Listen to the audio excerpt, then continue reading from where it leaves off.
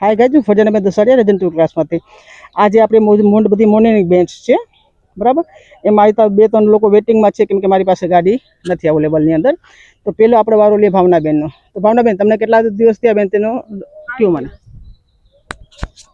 આજે મારા 8 દિવસ થયા છે. મને હું અહીંયા આવી ત્યારે મને સાયકલ પણ નહોતી આવડતી, અને આજે 8 દિવસ થઈ ગયા. મને ગાડી ફાવી ગઈ છે, બહુ વ્યવસ્થિત રીતે ચલાવું છું. હા હા.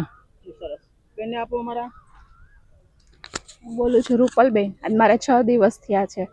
બહુ જ બીક હતી, મને કાંઈ આવડતું નહોતું. બેલેન્સ એ ગાડીનું રહેતું નહોતું, આખી ડોલતી હું તો. પણ બીક દૂર થઈ ગઈ ને આવવું જ જોઈએ ક્લાસીસમાં, શીખવું જ જોઈએ સ્ત્રીને. Thank you so much.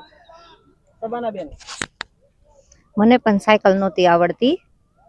Pathan Sabana બોલું છું. ને મને સાયકલ નહોતી આવડતી ને મને ગાડી પકડતાય બીક લાગતી હતી. ને મારા ઘરના કે તને આવડશે જ નહીં.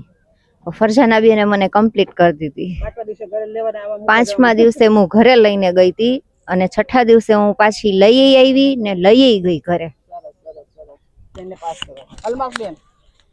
હેલો હલમાસબેન, મને સાયકલ કે કોઈ વસ્તુ આવડતી જ નહોતી. અત્યારે ફરજાનાબેન પાસે આવીને બેલેન્સ એ ગાડીનું બરાબર રીતે કરી શકું. આજ મારે ચોથો દિવસ છે. ચોથો દિવસ છે આજે.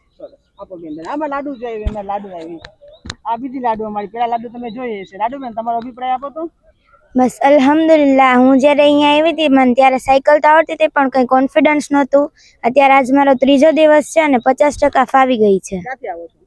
વંથલીથી આવું છું. કેટલું ટિકિટ ભાડું થાય છે ખર્ચો? 100 થઈ જાય છે રોજના.